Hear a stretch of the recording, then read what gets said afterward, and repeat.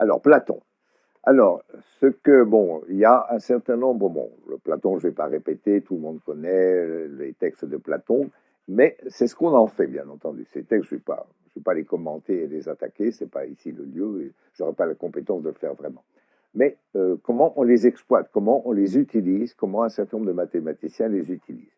Alors, il y a des positions extrêmes, celle d'Alain Kohn, par exemple, et qu'est-ce que ça veut dire que le platonisme en mathématiques?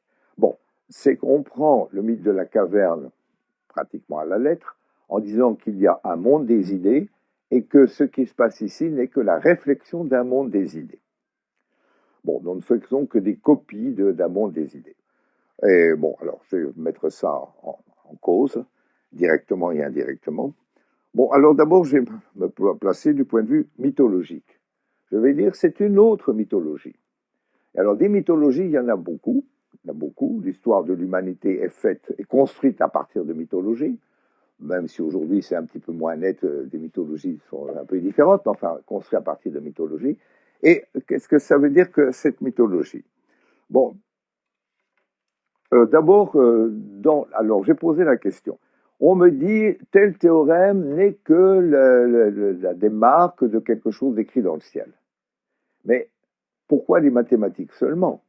Bon, si on fait des analogies, alors là on va voir que c'est beaucoup plus contestable. Bon, derrière cette idée-là, il y a l'idée d'une muse. Bon, alors la muse, c'est une allégorie très fréquente chez tous les artistes.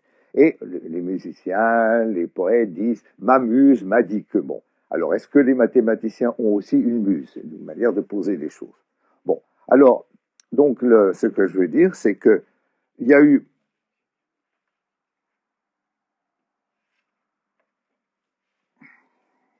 Oui, donc le monde a été construit sur des mythologies. Et bon, je veux dire, bon, alors par exemple, prenez un exemple, bon, est-ce que l'architecture est inspirée? Je veux dire, est-ce que telle église, est-ce que tel temple, est-ce que tel monument n'est que le décalque, pratiquement, enfin la copie de quelque chose qui existe dans le ciel? Bon, si on le présente sous cette forme-là, même les bons esprits tiquent un peu.